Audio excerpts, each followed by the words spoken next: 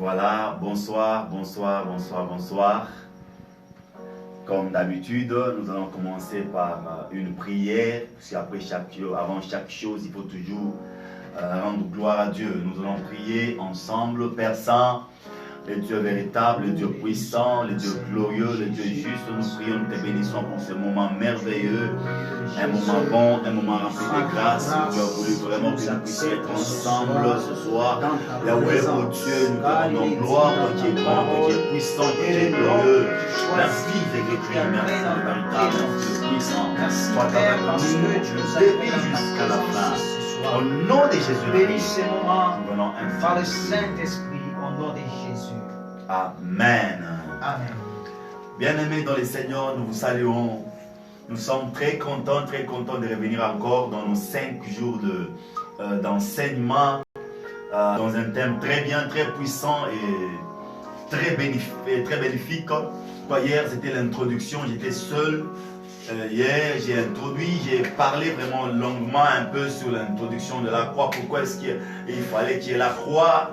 J'ai même dit qu'on avait demandé à ce que Pilate puisse libérer une personne. Il a libéré Barnabas et il a jugé bon de crucifier Jésus. En crucifiant Jésus, j'ai donné quelques points qui a fait que c'est lui qui doit être crucifié puisse passer par là. La première des choses, j'étais en train de dire que celui qui doit être crucifié doit commencer d'abord par être frappé de verge.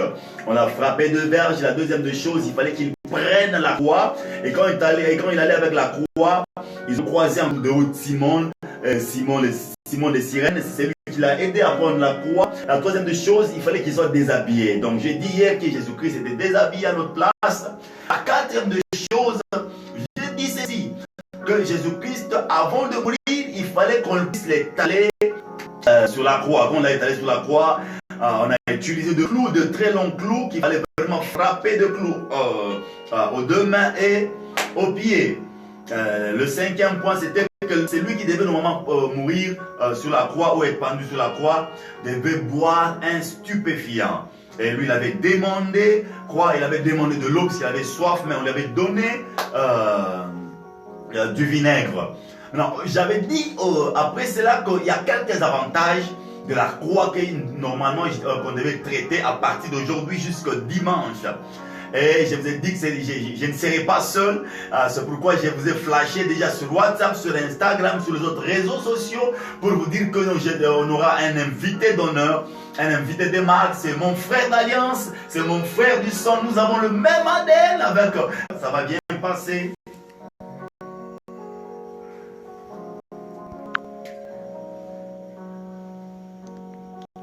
Alléluia. Et je vois hier en passant, c'était quoi? C'était un point que j'avais signalé. J'avais dit, la croix met fin au sacerdoce lévitique. Alléluia. La croix met fin au sacerdoce lévitique. Ce sujet sera abordé aujourd'hui, pas seul, mais avec mon frère. Nous sommes très contents. Je vois mon frère, vous avez la parole. Vraiment, nous bénissons le Seigneur pour cette opportunité qu'il nous offre encore, homme de Dieu. Yeah, we thank God for that grace. Parler de la croix. Vous savez, ça a toujours été une joie, ça a toujours été une puissance, comme Paul le dit. Alléluia. La prédication de la croix est une folie pour ceux qui périssent. Certainement. Mais pour nous qui croyons, il est une puissance. Alléluia. Donc ce soir, nous sommes là pour dégager la puissance. Nous sommes là pour communiquer la puissance. Amen. Nous sommes là pour révéler la puissance. Car il s'agit de la croix. La croix. Chaque fois qu'on parle de la croix, c'est-à-dire il y a des choses qui doivent se faire. Alléluia. Chaque fois qu'on parle de la croix, il y a des puissances occultes qui doivent tomber. Alléluia. Parce qu'aucune puissance ne peut résister à la puissance de la croix. Et d'ailleurs, c'est la toute-puissance. Voilà pourquoi celui qui la détient est appelé le Tout-Puissant. Alléluia. Donc, quand on l'appelle le Tout-Puissant, c'est-à-dire qu'il détient la toute-puissance. Voilà pourquoi aujourd'hui, quand nous allons toucher vraiment à la croix, comme 1 Corinthiens chapitre 18, 1 Corinthiens chapitre 1, le verset 18 nous dit que la prédication de la croix est une folie pour ceux qui périssent. Yes. Nous ne sommes pas de ceux qui périssent, mais nous sommes de ceux qui sont gagnés par cette puissance-là. Alléluia. Pourquoi? Puisque la prédication de la croix est une puissance pour nous qui sommes sauvés. Pour toi qui me suis, pour toi qui es là, pour toi maman, papa, ma soeur, mon frère, vous êtes sauvés par la puissance de la croix. C'est pourquoi aujourd'hui, nous allons, sans pourtant tarder, nous allons toucher un verset qui va nous amener vraiment à comprendre quelque chose sur ce que nous allons parler aujourd'hui. Si tu as ton carnet, tu as ton cahier, tu as ton stylo, écris vraiment que aujourd'hui c'est le premier point qui sera élaboré. Donc la croix met fin au sacerdoce lévitique. Alléluia. Et c'est... Nous serons dans Matthieu chapitre 27, Voilà. le 51e verset. Et c'est le verset sur lequel nous allons partager ce soir. Je crois que nous allons ensemble plus tard lire ce verset. Voilà. Bien aimé, je vous demanderai d'être scotché, je vous demanderai de suivre cet enseignement minutieusement et attentivement parce que nous croyons qu'il y a quelque chose que Dieu va faire au travers de cette émission ce soir. Alléluia. Que dit la Bible? La Bible dit, et voici, le voile du temple se déchira en deux. Wow. Depuis le haut jusqu'en bas. La terre trembla, les rochers se fendirent. Alléluia. Et je réitère, je reprends la lecture car elle est une puissance. La Bible dit, et voici, le voile du temple se déchira en deux. Depuis le haut jusqu'en bas. La Bible ne dit pas depuis le bas jusqu'en haut. C'est très important ça. Il dit depuis le haut jusqu'en bas. Alléluia. La terre trembla et les rochers se fendirent. Je crois que là où tu es, tu peux acclamer pour le Seigneur. Je crois que là où tu es, tu peux dire Hosanna au roi. Par la lecture seulement de la parole, par la lecture seulement de cette parole, je crois qu'une puissance se dégage déjà là où tu es, dans ta maison, dans tes affaires, dans tes activités, là que tu es. Par la lecture seulement, je crois fermement qu'une puissance se dégage. Car la croix, c'est une puissance pour nous qui sommes sauvés. Alléluia. Oh, j'aime bien vraiment cette lecture. Osnat Kaloui qui dit Amen et Rachid Djebar qui dit Shalom apôtre. Vraiment, Rachid Djebar depuis l'Algérie, que la puissance de la croix puisse te toucher de là où tu es. Alléluia. Et le fait que mon frère vient de lire, je sens déjà que la puissance est dégagée. Alléluia. Voilà, dobro se clavorimandra tulia vera. Donc il y a quelque chose qui sera fait. Vraiment, la sœur Asnat, que Dieu te bénisse aussi. Alléluia. Je suis très content. Pourquoi? Puisque en lisant seulement ce qu'on vient de voir ici dans Matthieu, nous sommes en train de comprendre que la Bible est claire. Elle commence à nous dire que le voile se déchira du temple, du haut jusqu'à bas. Qu'est-ce qu'on dit par là, mon apôtre? Écoutez, lorsque la Bible parle de quelque chose, il faut tirer très attention. Oui. La Bible dit le voile se déchira de haut vers le bas. C'est-à-dire, ça a commencé quelque part pour terminer quelque part. Alléluia. Il y a un point de départ et il y a un point d'arrivée. Lorsqu'on parle d'en haut, on parle du ciel. Et lorsqu'on parle d'en bas, on parle de la terre. C'est-à-dire, le déchirement a commencé vers le haut, vers le ciel, jusqu'en bas sur la terre. Dieu, par sa préscience, par sa puissance, il voulait qu'au travers la croix, qu'il y ait une brèche qui doit s'ouvrir de haut vers le bas. Alléluia. Dieu voulait ouvrir une fenêtre, une porte de haut vers le bas, parce que Dieu voulait donner l'accès à ce qui était en bas. Et ça, nous allons le voir ensemble. Lorsque Jésus est mort à la croix, la première des choses qui s'est fait à la croix, le premier signe qui a marqué la fin du sacerdoce lévitique, c'était le déchirement du voile. J'aime Donc ça, voilà, je comprends que le voile était très important dans le sacerdoce lévitique. Le voile était quelque chose de très important dans les sacerdoces lévitiques. Sans le voile, il n'y avait pas de sacerdoce. Sans le voile, le temple de Moïse ou le temple de Salomon, ça dépend de ce que vous pouvez dire, était conforme à toute autre maison. C'est ça. Ce qui faisait la différence de la maison de Dieu ou du temple de Salomon avec la maison de Salomon, c'était le voile. Et ce que j'aime, c'est que ce voile-là n'était pas de n'importe quelle couleur. Wow. La Bible est claire vraiment que le voile était de couleur bleue. Pourquoi mon apôtre, la couleur était bleue? Parce que seulement, ça vous allez le lire, c'est dans Exode chapitre 26, le verset 31 à 33, Alléluia. là où la Bible nous parle de la couleur qu'avait le voile. Ça, c'est Dieu qui dit à Moïse. Il dit, on va mettre le voile qui aura la couleur bleue, la couleur pourpre et la couleur cramoisie. Mais ici, nous prenons la couleur bleue. Alléluia. Lorsque la Bible parle de la couleur bleue, la Bible nous parle du ciel. Jésus, Alléluia. Jésus, La Bible Jésus. nous parle du ciel. Et le voile qui empêchait les hommes de traverser les lieux saints au lieu très saint. Parce que ici nous sommes à la croix. Lorsque tu es à la croix, directement tu veux entrer dans les lieux très saints. Alléluia. Et le voile qui était entre le lieu saint et le lieu très saint avait cette couleur bleue. Et lorsque la Bible parle de cette couleur, mon apôtre, ça ne signifie autre chose que le ciel. Wow. Là, nous comprenons que le sacerdoce lévitique, c'était un sacerdoce qui agissait sous un ciel fermé. Alléluia. C'était un sacerdoce qui agissait sous un ciel fermé. Un ciel qui ne produisait pas. Un ciel qui ne faisait pas couler de l'eau. Un ciel où la rosée ne pouvait pas tomber. Tout était bloqué dans ce sacerdoce. Alléluia.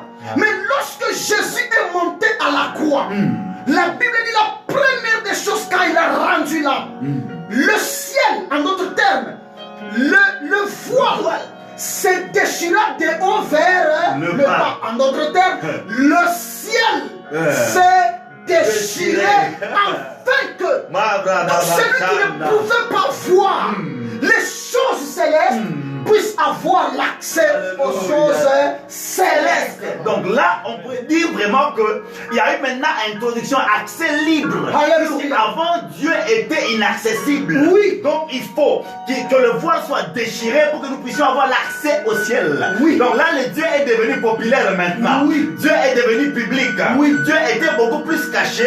Il fallait que celui qui devait quitter les lieux saints vers le lieu très saint puisse passer par quelqu'un.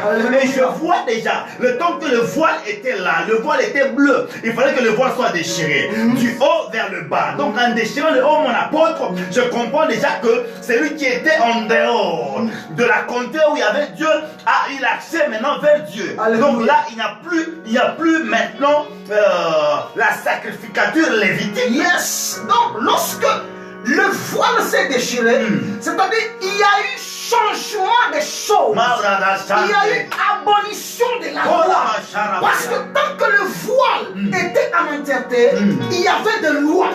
Il y avait une barrière. Certainement. Qui empêchait par exemple cette maman qui nous suit d'avoir des enfants. Sa maternité était bloquée. Ce frère qui nous suit, qui a beaucoup étudié, mais il y avait un voile devant lui qui l'empêchait d'avoir du travail. Cet homme de Dieu qui est rempli d'onction, mais qui ne voit pas son ministère aller de l'avant. Il y avait un voile qui l'empêchait. Mais depuis la croix de Golgotha, Christ en mourant, il a déchiré ce qui empêchait aux enfants de Dieu d'entrer dans leur gloire. Laisse-moi mon frère te dire ce soir. Ma soeur, laisse-moi te dire, nous sommes venus, moi et mon ami, t'annoncer une bonne nouvelle. Le déchirement du voile. Tu peux vivre dans une famille où le voile existe, où le voile n'est pas encore déchiré. Mais ce soir, nous t'annonçons que le voile qui vous empêchait de vivre la gloire de Dieu, qui vous empêchait de vivre la main de Dieu, ce soir, par l'onction du Saint-Esprit, nous le déclarons par la puissance de la croix, que ce voile est en train d'être déchiré du haut vers le bas. C'est-à-dire quoi? Du plus grand jusqu'au plus petit. Alléluia. Et d'ailleurs, bientôt, là, vous allez commencer à témoigner. Gloire au Seigneur. Je peux les sentir dans mon esprit. Lorsque le voile est déchiré, commençant par le papa jusqu'au cadet de la famille, il y aura une liste de témoignages qui sera dressée dans la maison. Alléluia. Je vois le voile qui vous retenait, le voile qui retenait vos mariages, Alléluia. le voile qui retenait vos promotions, Alléluia. le voile qui retenait vos ministères, Alléluia. le voile qui retenait l'argent, le voile qui retenait la promotion. Je le vois déchiré du haut vers le bas. Aïe, le fait que le voile est déchiré du haut vers le bas, je te vois déjà témoigner, ma soeur, je te vois déjà témoigner, mon frère, je te vois déjà témoigner. Même si tu ne me dis pas Amen, moi je dis Amen à ta place. Alléluia. Car lorsque le voile était encore là, il fallait quelqu'un qui puisse être là plus puissant que le voile, plus puissant que la loi, Alléluia. plus puissant que les brebis, Alléluia. plus puissant que n'importe quoi. Gloire au Puisque Seigneur. celui qui était à la croix, il avait la valeur plus que le sang du taureau. Alléluia. Babralabashanda. Vous savez, mon apôtre, lorsque nous lisons la Bible nous parle dans le livre de Matthieu, chapitre 26, le verset 65. La Bible dit, le grand sacrificateur Caïphe a fait quelque chose qui a poussé, qui a révélé, qui a prophétisé l'acte du déchirement du voile Alléluia. à la croix. La Bible dit, un sacrificateur dans le sacerdoce lévitique, il ne pouvait pas déchirer sa tunique ou sa robe. Alléluia. Vous savez pourquoi? Pourquoi, mon apôtre? Parce que cette robe-là était conçue d'une manière à ce qu'elle ne puisse pas se déchirer facilement. Certainement. Il fallait une force pour la déchirer.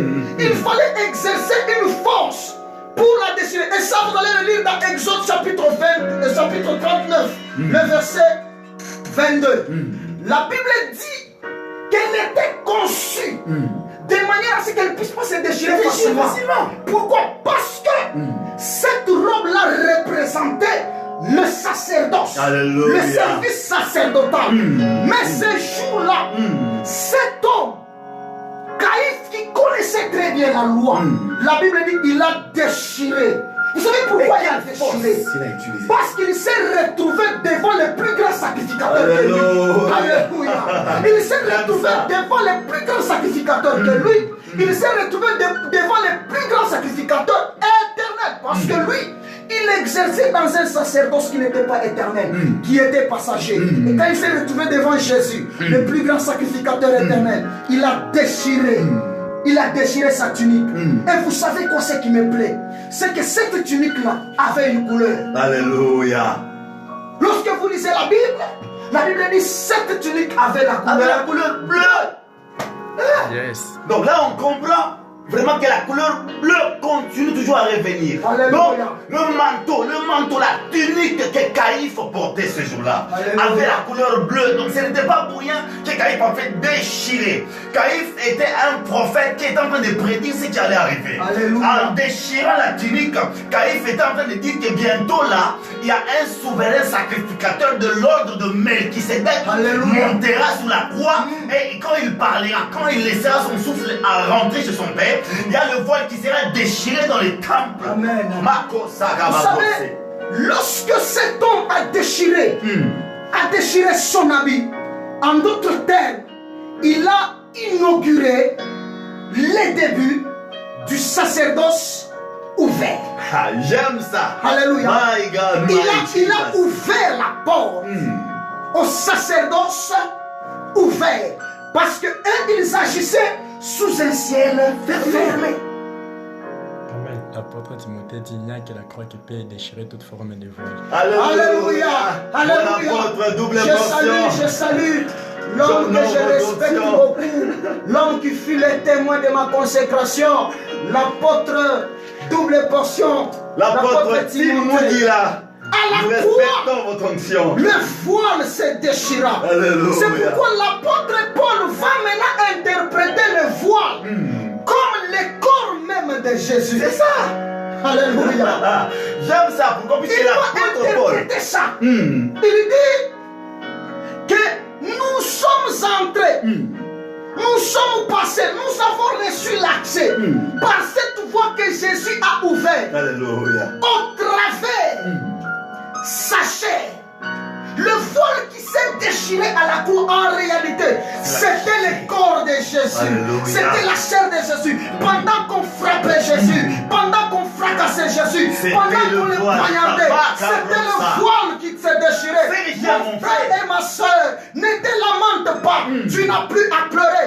Car le véritable voile, qui est le corps de Jésus, a été frappé, flagellé, blessé à cause de ta vie. Alors ce soir, nous te disons une chose. Le corps de Jésus a été donné, a été sacrifié à cause de ta vie. Là que tu es, commence à célébrer la croix de Jésus.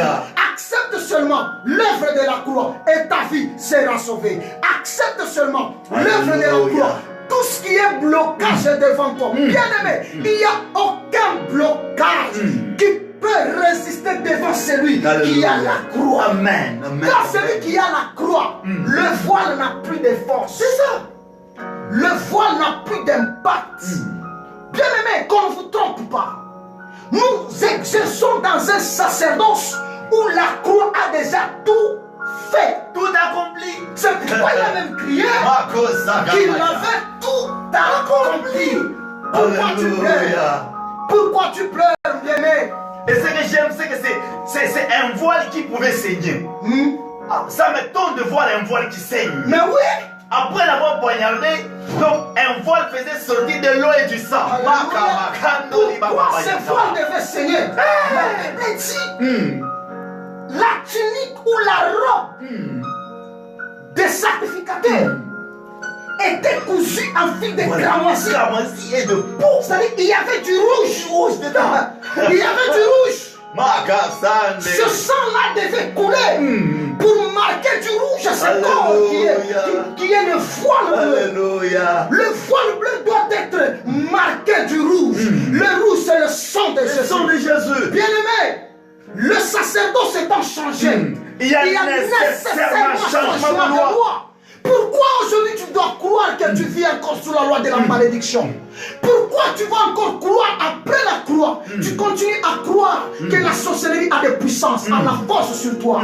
Pourquoi après la croix tu continues à croire que la magie a la force sur toi? Car le sang attachait ses voiles. Alléluia. Le sang attachait ses voiles. Et tout ça c'était pour le rachat de ta vie. Le rachat. J'aimerais dire à quelqu'un, tu étais en train de vivre sous une loi que ton père t'a dit que toi tu ne prospéreras jamais. Toi tu n'évolueras jamais. J'aimerais te dire certainement que le voile était déchiré du haut en bas. Alors reçois ton miracle. Tu n'es plus sous la loi, mais tu es sous une autre forme de loi qu'on appelle la grâce. Voilà pourquoi la Bible dit dans Jean chapitre 1, le verset 17, que Moïse est venu avec la loi. Mais il y a quelqu'un qui est venu avec la grâce et la vérité. Il est venu avec la grâce et la vérité. Cet homme-là c'est Jésus. Cet homme-là c'est lui qui a représenté le voile sous la croix. Oh, un voile qui faisait couler le sang et de l'eau. Un voile qui pouvait parler. Un voile qui pouvait dire j'ai soif. Un voile qui pouvait dire mère, voici ton fils. Maman. Quel est le voile qui pouvait parler si ce n'est que le voile que nous connaissons qui est Jésus-Christ? Alléluia. Bien-aimés dans le Seigneur, ces choses que nous vous parlons, ce ne sont pas des choses que nous avons inventées. Alléluia. Ce sont des choses inspirées de Dieu. Ce sont des choses qui viennent de sa parole. Sa parole est oui et amen. Sa parole est la vérité. La vérité est qu'à la croix, Jésus-Christ a remplacé le sacerdoce lévitique par un sacerdoce royal. J'aime ça, une fraîche fonction. Par un sacerdoce royal. Vous savez quoi? Job est en train de parler de ce sacerdoce en termes du fracassement de l'attente. J'aime ça. Et du déploiement, du déchirement de la nuée. Israël, le sacerdoce lévitique, est sous une tente statique. C'est ça. Une tente dynamique. Quand on parle de la tente, quand l'apôtre Paul parle de la tente, il parle de notre corps. En d'autres termes, la tente le sacerdoce c'était un corps. Ce corps-là, c'était le corps de Jésus. Alléluia. Et les frères Jean, il se pose la question, qui peut fracasser la tente? La tente. Il avait besoin, il voulait voir que la tente soit fracassée. En d'autres termes, il voulait voir un corps être frappé, flagellé. Et lorsqu'on a frappé, on a fracassé la tente, il y a eu déploiement de la nuée. C'est-à-dire, il y a eu déploiement de la grâce sacerdotale. C'est pourquoi Christ disant, il a fait de nous un royaume de sacrificateurs. Nous sommes tous sacrificateurs. Là où les autres n'ont pas pu entrer, nous y entrons parce que le chemin est grandement ouvert. Nous avons reçu l'onction sacerdotale. Nous avons été consacrés par la croix de Jésus. D'être au service, d'être dans ce royaume de sacrificateurs au travers la mort de Jésus-Christ. Alléluia. J'aimerais dire à quelqu'un, le fait qu'il a mis fin au sacerdoce lévitique, il nous a introduit dans le sacerdoce royal. C'était pour nous dire que ce n'est plus maintenant le règne de la tribu de Lévi. Non, tous ceux qui pouvaient croire au nom de Jésus deviennent des sacrificateurs. Alléluia. Donc, ce n'est plus seulement les Lévites qui pouvaient dire que non, c'est nous qui doivent, ou c'est nous qui devons marcher avec l'arche. Écoutez, je suis le porteur de l'arche. Et le terme de l'arche, c'est Jésus. Donc, je suis le porteur de l'arche. Je ne suis pas Lévite comme les autres pour dire que non, c'est seulement les Lévites qui doivent être sacrificateurs. Tous nous sommes sacrificateurs. Donc, fini la saison d'apporter des brebis, d'apporter des moutons, de tourterelles au temple. Non, non, le mouton, le tourterelle, les brebis vont maintenant constituer l'enrichissement des gens qui ont des fermes. Donc maintenant là c'est un sacerdoce à ciel ouvert. Si Dieu l'a dit après, moi je suis en train de servir le Seigneur sous un ciel ouvert. Alléluia. Et là, j'aimerais que nous puissions lire un petit verset rapidement. Nous sommes dans Hébreux chapitre 10, le verset 5. Écoutez ce que la Bible dit. C'est pourquoi Christ, entrant dans le monde, dit, tu n'as voulu ni sacrifice, ni holocauste, ni offrande, mais tu m'as formé un corps. Tu n'as agréé ni holocauste ni sacrifice pour le péché. Alors je dis, voici je viens. Dans les rouleaux du livre, il est question de moi. Pour faire, oh Dieu, ta volonté. Bien aimé, c'était ça. À la croix, Jésus a changé la loi. Jésus a changé la loi. Alléluia. Le sacerdoce lévitique, c'était un sacerdoce qui gaspillait. Un sacerdoce criminel. Un sacerdoce qui voulait que le bétail meure comme si l'humain n'avait pas de pitié. L'homme n'avait pas le cœur. Parce qu'il fallait sacrifier, il fallait tuer les animaux. À tout moment, il fallait.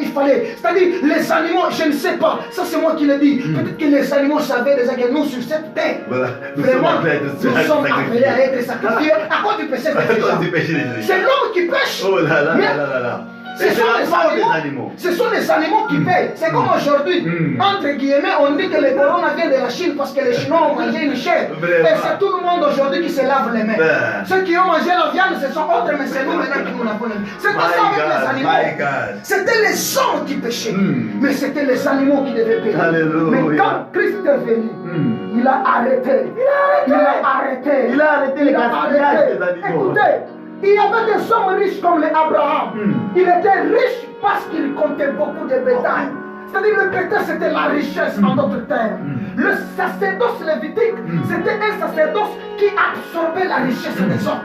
J'aimerais dire à quelqu'un à partir de ce soir, ta richesse, tes biens qui étaient engloutis par le monde des ténèbres, pendant que je parle, on est en train de te restituer cela. Alléluia, reçois cela. Car le sacerdoce messianique, c'est un sacerdoce de restitution. Alléluia. C'est un sacerdoce qui rétablit les choses.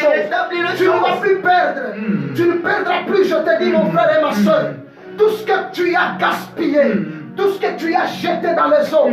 Écoutez, un jour, il y avait un homme, ce prophète de Jonas. Il était monté dans un bateau. Alléluia. La Bible dit, il y eut un vent. Et les hommes ont commencé à prendre leurs biens. Ils étaient en train de jeter dans les eaux leurs marchandises. Bien aimé, quelqu'un pendant ce temps difficile, il a une petite somme qui l'aide à faire des commerces. Mais il se retrouve qu'il doit le dépenser à tous les jours à l'hôpital parce que les enfants tombent malades. Il doit le dépenser tous les jours parce que sa femme est malade. C'était la même situation avec ces gens. C'était le sacerdoce lévitique. Il fallait jeter. Et c'est que il fallait dépenser. Mais écoutez bien aimé. Le jour où Jésus était aussi, s'était aussi retrouvé dans une barque. La Bible dit, il y a eu la tempête. Mais la présence de Jésus a changé les choses. Alléluia. Les hommes, les disciples n'étaient plus appelés à jeter leurs biens dans l'eau. Mais il suffisait seulement de dire au maître. De réveiller celui qui allait arrêter. Et quand il s'est réveillé, il a arrêté cela. Ah, j'aimerais dire à quelqu'un, le tourbillon qui s'est levé, la tempête qui s'est levée, le bourrasque qui s'est levé, il n'y a qu'une personne qui arrêtera cela. Peut-être il y a un vent qui s'est levé pour lui. Les années de reçoit cela au nom de Jésus. Bien-aimé dans le Seigneur. Il y a Paul Mwamba qui dit Amen, Amen. Mesdames Mwepo qui dit Amen. Alléluia. Il y a aussi Chris Kabonde qui dit I can see you, my apostle. Oh, apostle from Nola. Alléluia. Yeah, I thank God for your grace. I celebrate your anointing. Alléluia. J'honore votre onction de Dieu, j'honore votre onction. Nous bénissons tous ces gens qui sont connectés pendant ce temps. Alléluia. Nous disons que le Seigneur vous bénisse parce que vous êtes à l'écoute de la parole pure. Une parole qui n'est pas mélangée. Une parole, vous savez bien aimé, quand un chrétien ne parle pas de la croix, il est perdu. Oui, oui. Car avant la croix, il n'y a pas de christianisme. Avant la croix, il n'y a pas de salut. Même Jésus lui-même, il a œuvré sous le sacerdoce lévitique. Oui, oui. Alléluia. Mais après sa mort, c'était le changement de toutes choses. C'est puisqu'il est venu accomplir quelque chose. Alléluia. J'aime bien ce que le prophète Jérémie dit dans Jérémie 31, le verset 31. La Bible dit, je vais faire maintenant, je vais faire une nouvelle alliance. Alléluia. Donc je mettrai ma parole dans leur cœur. Là, quand Jérémie a dit ça, Jérémie ne savait pas que ça allait se passer par une personne. Alléluia. Ce que j'aime, c'est que Deutéronome 18 est en train de dire que Dieu suscitera un prophète au milieu de vos frères. Alléluia. Vous l'écouterez. Donc c'était quelqu'un qui allait venir pour que nous puissions l'écouter. Et puis après, il doit inaugurer une nouvelle alliance. Quand il est venu, il a inauguré une nouvelle alliance. Alors que chaque alliance est scellée par le sang. Alléluia. Chaque alliance est scellée par le sang. Et pour avoir le sang, il faut avoir déchiré le corps. Si tu ne déchires pas le corps, tu n'auras pas le sang. C'est pourquoi Moïse, qui n'avait pas, entre guillemets, les couteaux pour déchirer la chair, pour avoir le sang, il dit à Israël, mangez la chair, ne buvez pas le sang. Parce qu'il savait qu'avec le sang, il y a quelque chose qui se passe. Avec le sang, il y a une vie qui coule. Avec le sang, il y a une vie qui change. Écoutez, bien-aimés, lorsque vous lisez la Bible, vous allez comprendre que Dieu est en train de préparer toutes choses pour toi. Oh, crois-moi, Dieu a préparé toutes choses pour toi. Dieu a annoncé le salut. Dieu a donné le salut. Dieu a manifesté le salut. Pourquoi? Pour que toi aujourd'hui, tu sois sauvé. Et tu as eu ce salut. C'était au travers de la croix. C'est à la croix où un nouveau testament a été promulgué. Car dans Hébreu, on parle, l'apôtre dit que le testament ne peut être divulgué, attesté, que lorsqu'on va constater la mort du testateur, bien aimé, notre testateur, il s'appelle Jésus. Alléluia. Et à la croix, il a laissé place à son testament d'entrer en vigueur. À la croix, il a voulu que le testament soit prononcé devant tout le monde. Laisse-moi te dire, on peut t'arracher les biens familiales, car les testaments humains, ce sont des testaments, et surtout dans nos pays africains. Dans nos pays africains, bien aimés, Le testament n'a pas de valeur. Il n'a pas de valeur. Mais le testament que nous te présentons, c'est un testament divin. Alléluia. C'est un testament taché du sang. Le sang de Jésus. Le sang de l'agneau sans défaut. Le sang de celui qui n'a jamais péché. Alléluia. Mais qui s'est fait pécher pour toi. Il s'est fait pécher pour toi. Alléluia. La Bible dit, le châtiment qui nous donne la paix est tombé sur lui. Ce jour-là, il a changé les choses. C'est pourquoi un jour il a dit, vous tous qui êtes chargés et fatigués, Alléluia. venez à moi. Écoutez, tu étais chargé, tu étais fatigué par les sacerdoces, lévitiques. Mais pendant que je te parle, le sacerdoce dans lequel nous sommes, c'est un sacerdoce du repos. Alléluia. Je suis en train de m'étonner lorsqu'aujourd'hui, les gens se débattent, les gens veulent forcer les choses. Nous sommes dans un sacerdoce où on ne force pas les choses, où on croit seulement à l'œuvre de la croix. Il te suffit seulement de croire, bien-aimé. Il te suffit de croire. J'aime ça, j'aime ça. Pourquoi? Puisque vous allez vous rendre compte que vraiment c'est à ciel ouvert. À ciel ouvert, pourquoi? Puisque la nouvelle alliance est beaucoup plus constatée dans une église qui fonctionne à ciel ouvert. Alléluia. Et c'est lui qui a fait que l'église commence à fonctionner à ciel ouvert. Ce sont les deux personnes, c'est l'apôtre et le prophète. Voilà pourquoi vous allez vous rendre compte qu'il y a toujours un prophète et il y a toujours un apôtre. Un prophète, c'est comme l'espace dans la chambre. Et un apôtre, c'est les murs qui renferment l'espace là. Donc quand Jésus-Christ est venu, il a compris qu'il fallait inaugurer quelque chose. Comment inaugurer? C'était un sacerdoce sans problème. Un sacerdoce sans dépense d'animaux. Sans dépense d'animaux. Donc il fallait beaucoup dépenser. Mais lui il a dit non, non, je suis venu mettre fin à ceci pour inaugurer une saison qui ne demandera pas beaucoup de dépenses. Les autres pouvaient donner leurs animaux, mais moi je me donne comme l'agneau. Puisque l'autre fois, dans les sacerdoces lévitiques, c'est les souverains sacrificateurs qui entraient au moins une année dans les lieux très saints. Et quand il entrait une année, il entrait avec un sang étranger. Il entrait avec un sang étranger pour purifier, donc pour demander la purification et de ses péchés et de péchés des autres. Mais lui, Jésus-Christ, il dit non, je suis fatigué. Il faut que je commence à entrer chaque année. Non. Lui, il a décidé d'entrer dans les sacerdoces, pas les sacerdoces faits au maître d'homme, par le maître d'homme, mais un sacerdoce divin. Ah là là là là là là là là là. Pourquoi il a dit, tu n'as voulu ni offrande ni sacrifice, mais tu m'as fait un corps.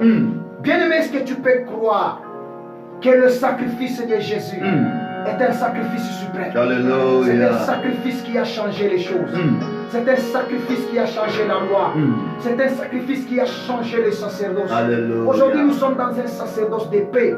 Car la Bible dit, lorsque le diable était précipité sur la terre, la Bible dit, les anges ont crié, malheur à la terre. Mais lorsque Jésus est entré dans le monde, lorsqu'il a été introduit dans le monde, lorsqu'il a été donné par le Père, la Bible dit, les anges ont crié, paix sur la terre. Est-ce que tu peux croire qu'aujourd'hui nous sommes dans un sacerdoce de paix? Alléluia. Nous voulons que tu reçoives ce message comme un message de paix, comme une bonne nouvelle de ta vie. Un message de changement, un message de transformation, un message d'ouverture. Oh la vache, plus rien n'est fermé. Car le voile est déchiré de haut vers le bas. Tu as l'accès. Qu'est-ce que tu as besoin? Tu as besoin de quoi? Qu'est-ce que tu as besoin? Pendant que je te parle, le ciel est ouvert pour toi. Il te suffit de prier. Là où tu es, tu t'agenouilles seulement. Tu dis à Dieu, Seigneur, mais voici, je suis là. Le ciel est ouvert. Il est ouvert. Le ciel est ouvert. Tu n'as plus besoin, Yakoubeba, prendre les vaches, prendre les boucs, prendre les tourterelles, prendre tout ce que Moïse. Il a déjà tout payé. Il a tout payé. En lui, nous avons tout pleinement reçu. En lui, nous avons tout pleinement reçu. Je suis dans la joie lorsque nous parlons de la croix de Jésus qui a tout changé. Écoutez, la croix de Jésus, c'est la ligne de démarcation entre l'ancienne alliance et la nouvelle alliance. C'est la ligne de démarcation entre l'ancien sacerdoce et le nouveau sacerdoce. Remarquons cela, bien-aimés. Nous, qui étions-nous? Pendant que Jésus ressuscitait Lazare, qu'est-ce que nous on avait bénéficié? Vraiment de rien. Pendant que Jésus marchait sur les eaux, qu'est-ce que les nations avaient bénéficié? Mais écoutez, la Bible dit, Jésus était emmené à Golgotha par 4 personnes. Or, lorsque nous rentrons dans les Écritures, l'arche véritable, l'arche était portée par 4 personnes. Or, Caïphe et les autres, ils n'ont pas reconnu en Jésus l'arche véritable. Mais les Romains ont reconnu que celui-ci était l'arche. C'était les Romains. Les Juifs ont laissé la charge de porter l'arche qui était portée nécessairement par les Lévitiques, c'est-à-dire par les sacrificateurs. Ils ont laissé cette charge aux chiens. Car lorsque la Bible parle des chiens, la Bible parle des nations. C'était 4 chiens qui ont pris cette arche. Alléluia. La Bible a dit, je me serai trouvé par un peuple lointain. Ça c'est vrai, Esaïe avait... Je me ferai voir par un peuple qui ne me connaissait pas. Et ce jour-là, le peuple qui ne le connaissait pas a reconnu, oh ça, voici, ça, c'est l'arche. Et lorsqu'on parle de l'arche, on parle du sacerdoce. Il n'y a pas de sacerdoce sans l'arche. Alléluia. Il n'y a pas de sacerdoce sans l'arche. Et ce jour-là, ils ont laissé l'arche. Ils ont légué l'arche. L'arche est partie avec les 4 chiens. Et lorsque les 4 chiens sont arrivés à la croix, ils ont compris que le sang doit couler pour faire la transaction, pour faire le transfert. Il fallait qu'il y ait transfert. Alléluia. Il fallait que le sacerdoce quitte le sacerdoce lévitique pour aller vers le sacerdoce royal. Écoutez, lorsque Moïse parlait des sacrificateurs, il n'avait pas fait mention de la tribu de Juda. Alléluia. La tribu de Juda Jamais. n'était pas appelé à servir dans le sacerdoce. J'aime ça. Il n'était pas appelé à servir dans le sacerdoce. Mais Ruben et les autres, les Joseph, les Ephraïm, ils ont vu comment Judas se battait pour arracher ce qui était entre les mains de Lévi. Et ils étaient là en train de regarder. Ils étaient là en train de regarder. C'est juste les caprices de la technique. Encore 12 minutes. Ça va revenir. Il y a quelques commentaires que nous puissions répondre rapidement. Oui, Marlène Ben qui dit Alléluia.